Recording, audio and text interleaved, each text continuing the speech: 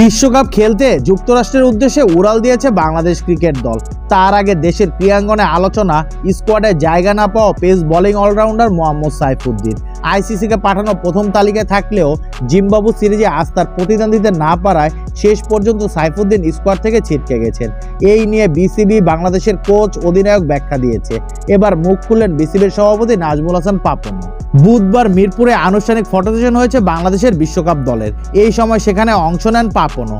মাঠ ছাড়ার আগে গণমাধ্যমের মুখোমুখি হয়ে সাইফুদ্দিনের বাদ পড়া প্রসঙ্গে তিনি বলেন, এখানে ইস্যুটা হচ্ছে এখানে সাইফুদ্দিন থাকতে পারতো, মানে সাইফুদ্দিন থাকলে কোনো সমস্যা হতো না, না থাকলেও যে হুলস্থুল কিছু হয়েছে তা আমি মনে করি না। বাংলাদেশের বিশ্বকাপের স্কোয়াডে সব মিলিয়ে 4 পেসার জায়গা পেয়েছে। তাদের মধ্যে অবশ্য সহ অধিনায়ক করা তাসকিন আহমেদ আছেন চোটের অস্বস্তিতে, যদিও বিশ্বকাপের আগে তিনি ফিট হয়ে উঠবেন বলে আশা টাইগার টিম ম্যানেজমেন্টের। এছাড়া শরীফুল ইসলাম, মুস্তাফিজুর রহমান, তানজিদ সাকিব আছেন মূল স্কোয়াডে। তাদের মধ্য থেকে কোন 3 জন একাদশে থাকতে পারেন এমন প্রশ্নে পাপন বলেন, আমি মনে করি যে 3 পেসার খেলবে সেখানে প্রথম পছন্দ অবশ্যই থাকবে তাসকিন, মুস্তাফিজ ও শরীফুল। এখানে আরেকজনের ঢোকার সম্ভাবনা খুবই কম। যদি আমাকে জিজ্ঞেস করেন তবে আমার কথায় কেউ প্রভাবিত হবে না।